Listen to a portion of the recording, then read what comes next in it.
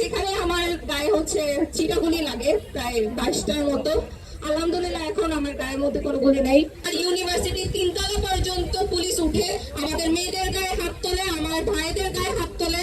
তিতুমির কলেজের কিছু শিক্ষার্থী আমার ক্যাম্পাসে অবস্থান করে যখন পুলিশ বাহিনী ধাওয়া হয়, তো আমার ক্যাম্পাসে অবস্থানরত অবস্থায় তিতুমির কলেজের কিছু স্টুডেন্টকে পায়ে পিষে ফেলা হয়, লাইক মেয়েদেরকে। তো ওদেরকে প্রোটেক্ট করতে যে আমার ক্যাম্পাসের ভাইরা মানে আহত হয়। আর আমার ক্যাম্পাসে 16 তারিখের পর থেকে কোনোভাবেই আমার টিচাররাও কোনো অবস্থান নিতে দেয়নি। আমাদের অনির্দিষ্টকালের জন্য বন্ধ ঘোষণা করে দেয়। তারপর এরপর আমরা জায়গায় জায়গায় ছিন্ন বিচ্ছিন্ন ভাবে আন্দোলন করতে থাকি। আন্দোলনে যোগদান করি NSU, UIU, BRAC university, Canadian university, ওদের সাথে রামপুরাতে মানে হচ্ছে আমাদের নতুন বাজারের দিকে। তো দিনটা ছিল 3 তারিখ।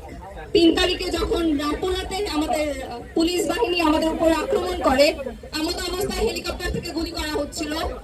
আর সেই ক্ষেত্রে আমাদের গায়ের উপর এনএসইউর ভাইরা ছিল আমাদের সাথে, NSU, UIU, then Canadian university, East West university, প্রত্যেকটা ইউনিভার্সিটি অ্যালাইন করে যখন আমরা মুভ করছিলাম নতুন বাজার থেকে রামপুরার দিকে, সেই ক্ষেত্রে নতুন বাজারে আমাদের গায়ে গোলা বারুদ ছোটানো হয়, টিয়ারশাল গ্যাস মারা হয়।